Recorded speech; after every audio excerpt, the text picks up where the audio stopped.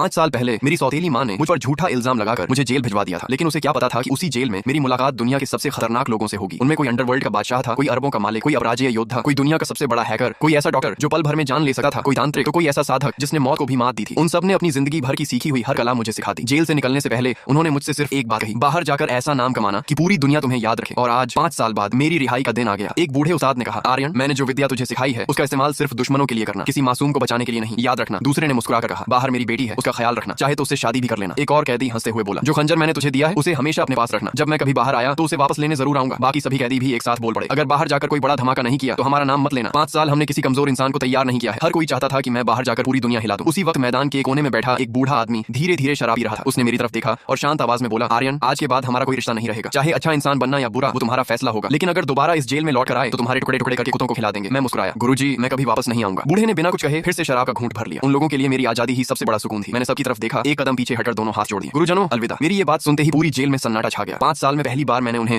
गुरु कहकर पुकारा था। यहाँ मौजूद हर खतरनाक अपराधी की आंखों में पहली बार हल्की नमी दिखाई दी। मैंने अपना छोटा सा बैग उठाया और बिना पीछे देखे जेल से बाहर निकल गया। पीछे खड़े बूढ़े ने मुझे जाते हुए देखा और धीरे से कहा, आज तू आजाद हुआ है, अब तुझे कोई नहीं रोक पाएगा। तू शेर की तरह जंगल में लौट रहा है, अब पूरी दुनिया तेरा मैदान होगी। जेल के बाहर कुछ लोग मेरा इंतजार कर रहे थे। उन्होंने झुककर कहा, बड़े साहब, हमें मैडम ने आपको लेने भेजा है। बड़े साहब, ये शब्द सुनते ही मैं कुछ पल के लिए खो गया। कभी मैं देश के सबसे बड़े कारोबारी परिवार का बड़ा बेटा था। बचपन में माँ का साया उठ गया, फिर पापा ने दूसरी शादी कर ली। नई माँ के आते ही मैं अपने ही घर में पराया हो गया। जैसे जैसे बड़ा हुआ, परिवार की संपत्ति को लेकर लड़ाई शुरू हो गई।